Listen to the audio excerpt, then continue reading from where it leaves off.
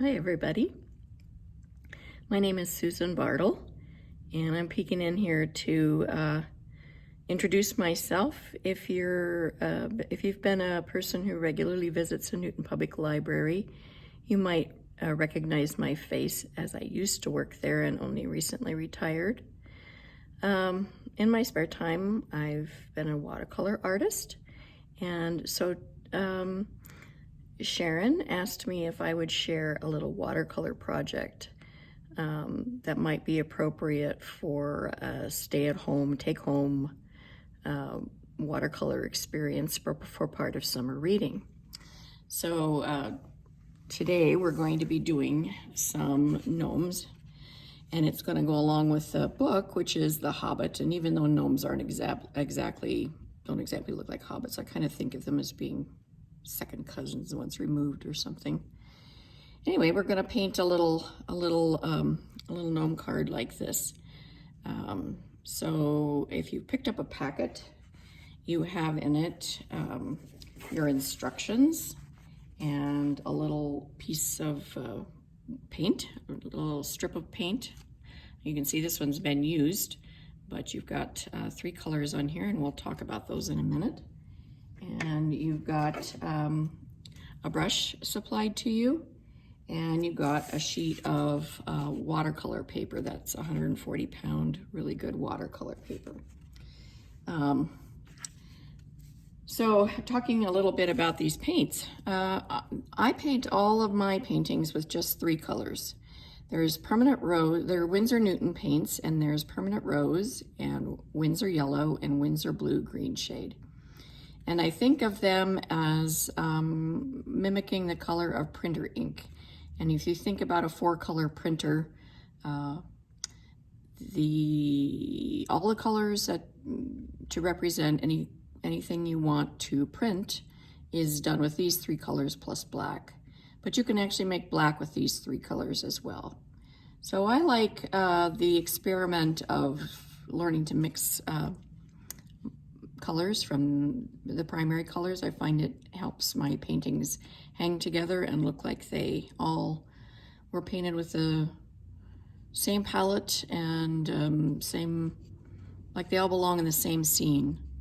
So I found that works for me. Also simplifies life a whole lot. And it's fun. So that's what I hope to show you today, is the fun of that. Paper, I did tell you this was Arches 140-pound cold pressed paper. I think one of the most important things in watercolor is to have good paper. If you don't have good paper, your experience is not going to be one that you enjoy. If you don't have good paper, the paper buckles and it doesn't hold up, and it's just not a good experience. So that's the most important thing. You can get by with different kinds of paints and different kinds of brushes and all of that. The library's provided you with this paintbrush. We're going to see how it works today, and I've got some clean water here. That's something you'll need to supply, and also you'll need to have your own paper towel handy. So this brush coming from the factory has a little bit of stiffening added to it. So the first thing we're going to do is put it in our water and kind of smush it around to get some of that stiffening out of it. And then we're going to take it out of the water and see what it looks like. Now what we're going to want out of our brush is for it to come to a really good point. And I can see that this by itself is kind of a blunt end. So what we're going to need to do is make sure that we twirl our brush on our paint palette here to get it to come to a point to make it do what we want to do, and sticking it in those little crevices of the beards of these gnomes. But you can do that if you twirl it like this and get it to come to a point. Okay, so for preparing to paint today's project, I supplied you with this handout that has the sample printed on it at full size. And so because this isn't a drawing exercise, this is a painting exercise, my suggestion is that for at least this project, you tape your watercolor paper behind this painting exactly. You can line it up by looking at it in the light. And then I tape mine with this low tack tape just to keep it from not moving while I'm tracing it. I didn't bring the tracing paper along. It fell out of my supplies that I brought here to record today. But you want to put the tracing paper here, and you want to put it shiny side down, and then you place this on top. And I use a ballpoint pen because you can apply a consistent amount of pressure, and you can see where you've been when you trace. And so then you just go over and trace around the outline of your of this provided image, and that'll have you working on something that looks pretty much like what I'm working on. So that's the plan. And so then after you've got that traced, we'll take it off like so. And then you just can follow along either with this video or with written instructions if you don't happen to have video, or if you just want a little extra help. And we'll go about painting these gnomes. All right, so you've got these paints here, and you know, when you get paints from the grocery store or Walmart or wherever in those little palette, like Crayola or Prang, they are all dry like this. So watercolor is one of those mediums where it's just activated by adding water. So I'm just going to drop the water on it. I'm not going to mix it because I don't want to pick up the red and put it on my yellow or my blue. I want to keep it all clean. So I'm just dropping drops of water on each color here, getting my brush wet in between so I don't mix my colors, and that activates that paint. We're going to be painting most of what we do here today with a technique that's called wet into wet. And so I've got my brush wet. I'm going to roll it with my fingers and get it to come to a point. And then I'm going to paint this little tassel here. And I want it to be wet enough that when I put my red paint in there, it's just going to float in there like a miracle. And it's going to just run to the edge of the water that you have in your paintbrush. It's not going to go anywhere that the water isn't. So it's bound by where you put your water. All right, so there we got that tassel. Moving on, we're going to put clean water, just clean water on our hat. I work left to right because I'm right-handed. If you're left-handed, you might want to start on the other side and paint that character first, because that way you don't, your hand doesn't cross over into one that you've already painted and make a mess that way. I see this brush is losing a little bit of hair. Okay, so now we're going to, and I can check my, how shiny my painting is by holding it up to the light and make sure I haven't missed any spots and that it's shiny and not too terribly puddly. Okay, then I'm going to put the red in here and make sure it goes all the way to the edges. Once I put the paint in, I can see if there's any places where I've missed a little more easily. How much pigment I add to my painting determines whether I have a magenta color here or more of a rose pink color. It's your choice what you want to do. I'm going to make mine red, so I'm adding more pigment. the amount of paint you have on these little chips is going to be plenty for this painting, so you'll have some left to try some more if you want. Okay, now that we have that done, I'm going to clean out my brush so I don't contaminate my paints. And I'm going to pick up some yellow. And yellow is my lightest color, so I'm going to get pretty much yellow on my brush here. And I'm pretending the sun is coming from on this way, so I'm going to add yellow to this side of my hat. See how that runs? Isn't that fun? And I'm just dropping it in there. I don't want to work it with my brush too much because I found through hard lessons that if I let the water do the work, it works out much better than if I am doing a lot of brush work. So I just drop it in there.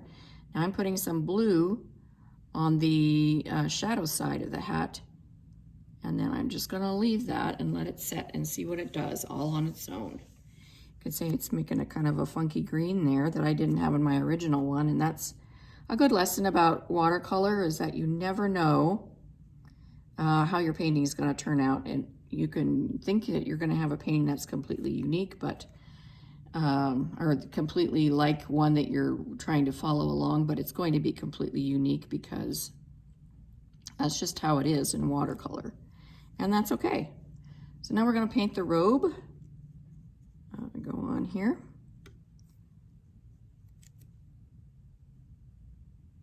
Get that hair out of there.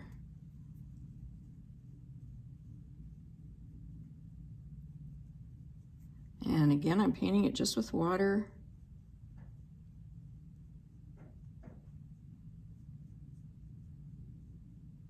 Following my outline. You can see I got a little high there on the shoulder, but that's okay. The gnomes can look any way. I mean, this gnome is not, it's not important that it be 100% exactly like mine, because the gnomes can look however they want to look. All right, I'm going to drop in that red paint again.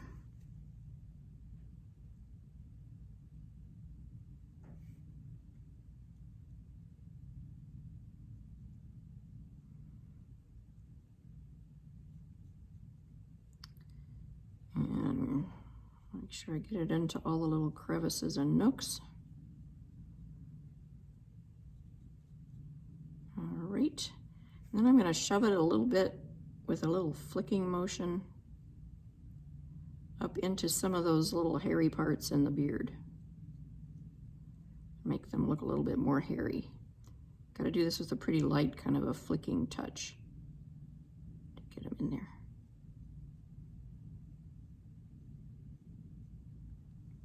Okay. I think that'll work. Get a little more pigment down here.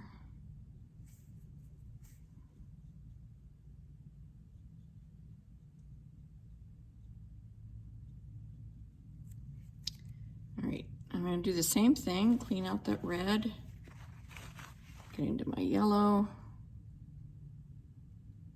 put yellow on his shoulders that are more in the sunlight.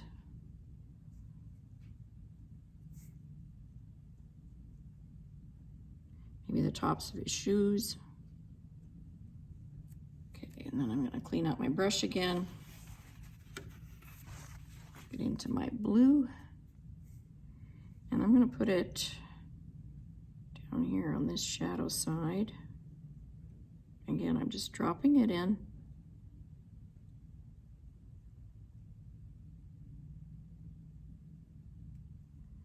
And then I'm going to try and get a little bit at the bottom of his beard, because beneath his beard would definitely be in shadow, at least on this other side here.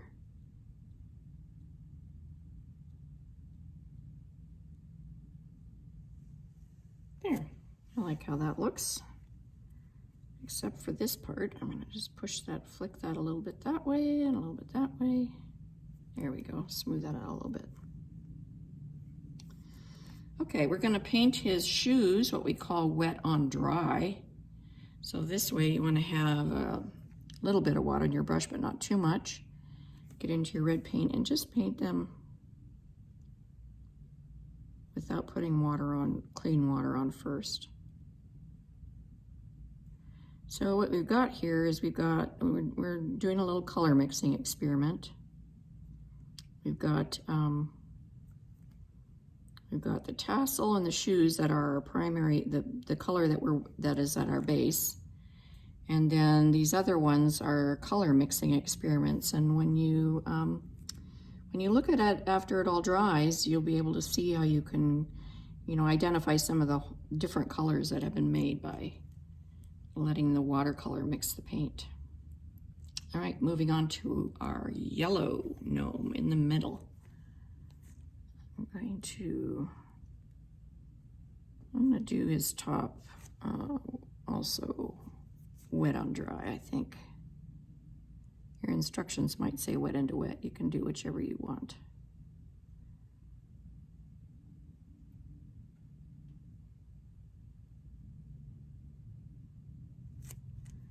All right, and then I'm going to paint with plain water again. His hat. And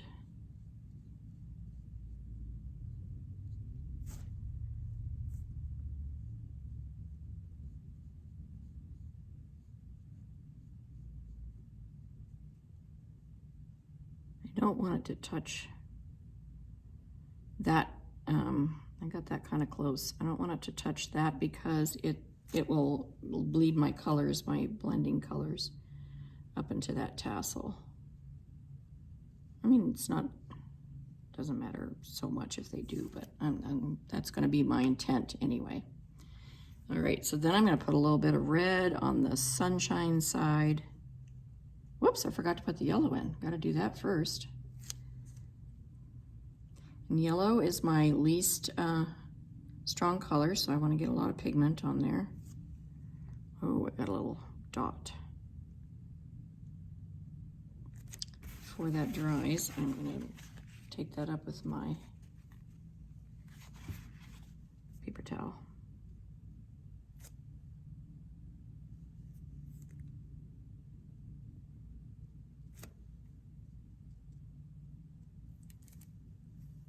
Okay, and then clean my brush. And I'm going to put some red on the shadows on the sunshine side. Just drop it in there. Clean my brush. And blue is a pretty strong color, so I'm going to just work on the edges of my blue here and I can always add more, but it's hard to take it out if you get too much.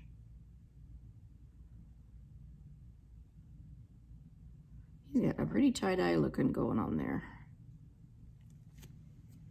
Okie doke.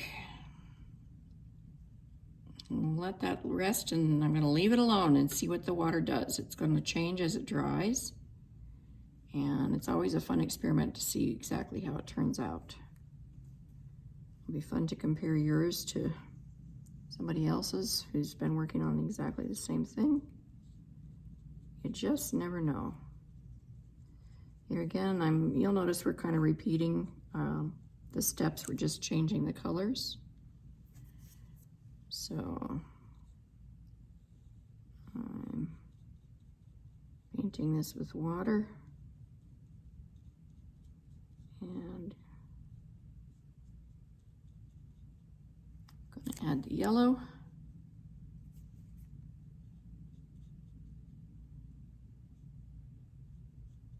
And again, I want to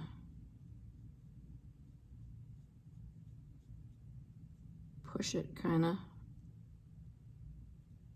up into to make some little hairy parts on the beard.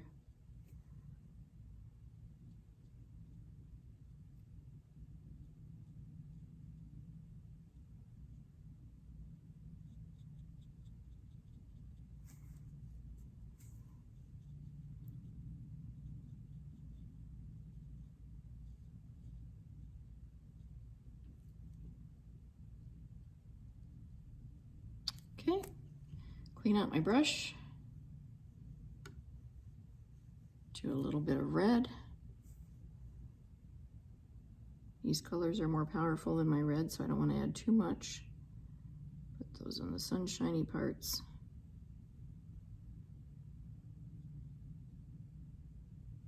Okay, clean my brush into just a little bit of blue.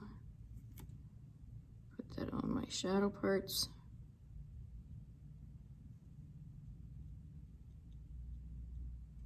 And a little bit under the beard.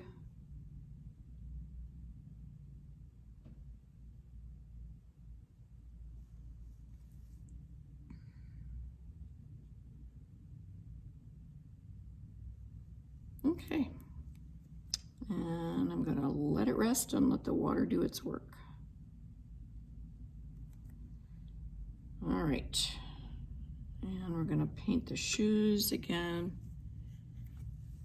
Wet onto dry. You'll notice we're gonna put in we haven't put in our faces yet. We're gonna do that at the very last. I don't have enough water on that.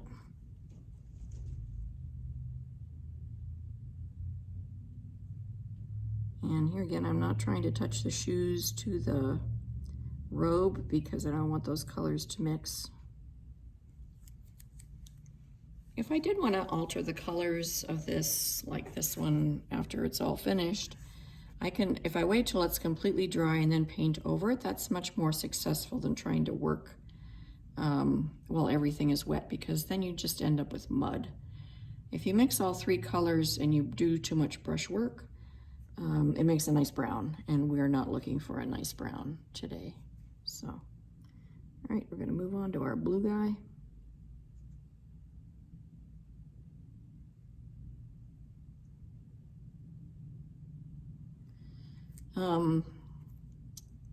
Okay, yeah, that'll work. All right, and then I'm gonna paint again his hat with plain water. You'll notice my water is getting a little bit dirty, and I don't want to stop the video to change my water, but you might want to clean yours out from time to time.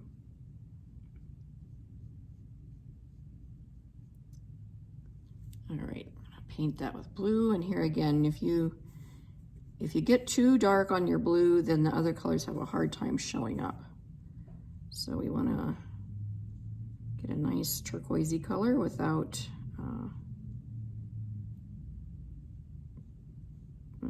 overpowering everything else.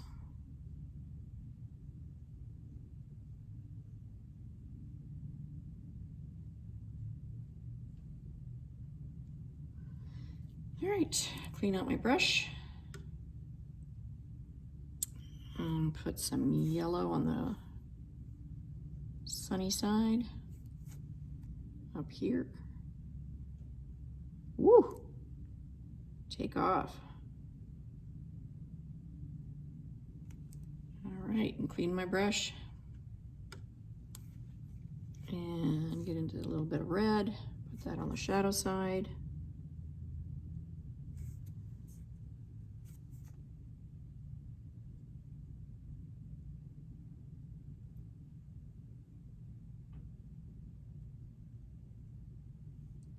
Again, I don't want to do too much mixing because then I'll get yucky colors.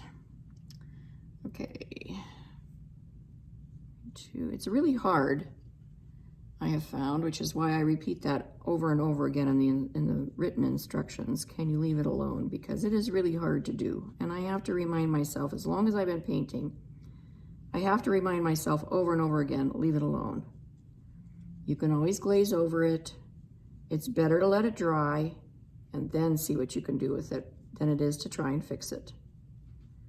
It's taken me many years and I still have to remind myself of that because I want to fix it right now.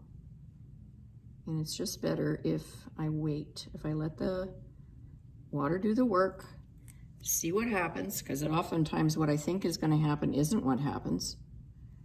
And then if I need to do something with it, I can do it with glazing layers afterwards. I think of glazing layers is kind of like when you layer stained glass on top of each other, because watercolor is transparent, and so is stained glass. And so I think of it like that, that it's like laying stained glass on top of each other. You can still see the layers beneath, and they make really interesting patterns and colors and all of that. Makes it much more interesting and beautiful. I think watercolor is a beautiful medium. It's those jewel tones that I just love.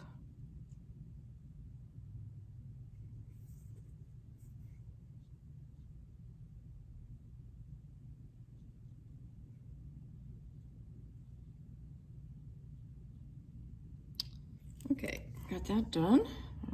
Once again, we're gonna add some yellow to the sunshine side, highlight side.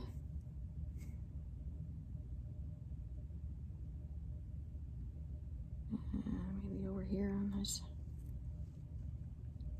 Oh, and there should be some on the top of his shoes, I think.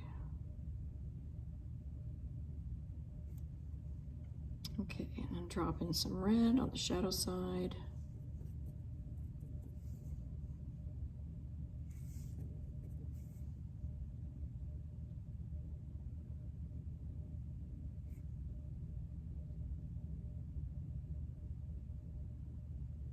I'll do the beard.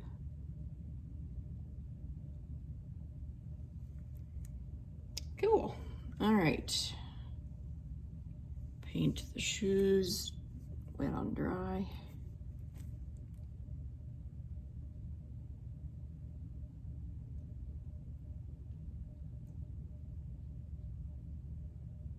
Okay.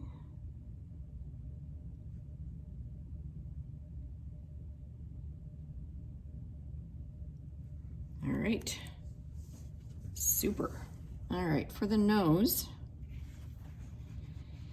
this is going to be the time when you really want to make sure you have your paper towel handy, and you want to get just a tiny bit, the tiniest little bit of red, or it'll look like he's Rudolph the Red-Nosed Reindeer, and that's not what you want. So I don't know if you can you see how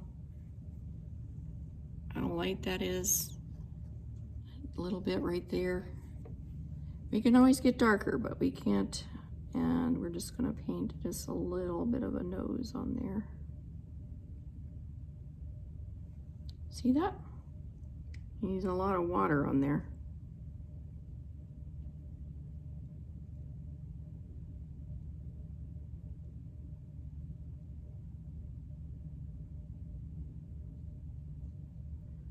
And with the mouth, I'm not sure we can get it with this brush. So I'm gonna just try this. I've got a pencil here, and I'm gonna get it wet on there, and I'm gonna put it in my my red there, and I'm gonna kind of just drop some red on there. See if that's gonna work. Yeah, I think it is.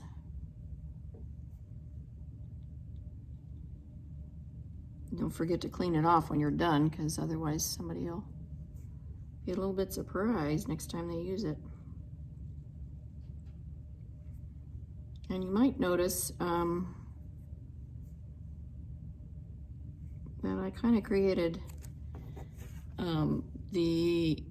just the impression of eyes peeking out from below the hat with just kind of like pinpoints there. And I think you could also do that with this pencil.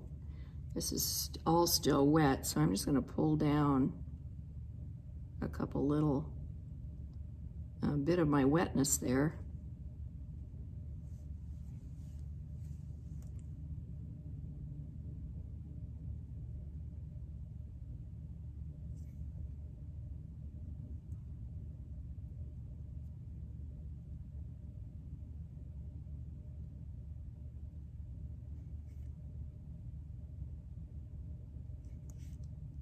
to make kind of the impression of eyes. If you're nervous about that, you don't have to do that.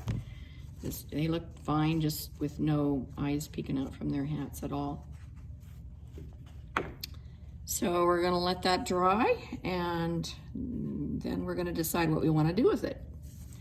We could, this is a perfect size for a postcard, so you could mail it to someone. Just write their address on this side and put a stamp on it, and maybe a note over here. Or you could cut a piece of cardstock and glue this on the front and make it like a card that opens. I've done that with this size watercolor paper. Or you could hang it up, put it on your refrigerator, or even get a little frame for it, kind of like snapshot size frame, and put it up somewhere. I can tell you for sure that anybody that you'd want to send this to would get a chuckle out of it, and it would be a lot more fun to get than something you bought off the card rack. So I hope you've learned a few things about color mixing. We've got some stuff there to let dry, and we want to just leave it alone, let it dry, and then what I like to do with my paintings when they're finished is take a good long look at them and marvel at what happens. You know, sometimes I'm just amazed, like, how did that happen? Where did that come from? And how could I ever mix that color again? I'm not even sure I could. And that's just the miracle of watercolor. So we're just gonna let it dry, and then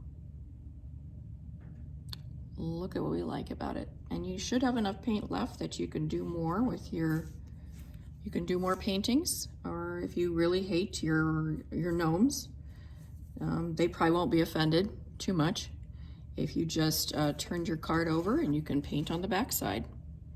That's perfectly fine. It'll work. It hasn't bled through. That's because it's this nice thick piece of paper, and you can do another painting on the back side. I hope you've enjoyed this little workshop. I've enjoyed bringing it to you. I love painting gnomes. They've got character. Hope you have a good summer. Bye.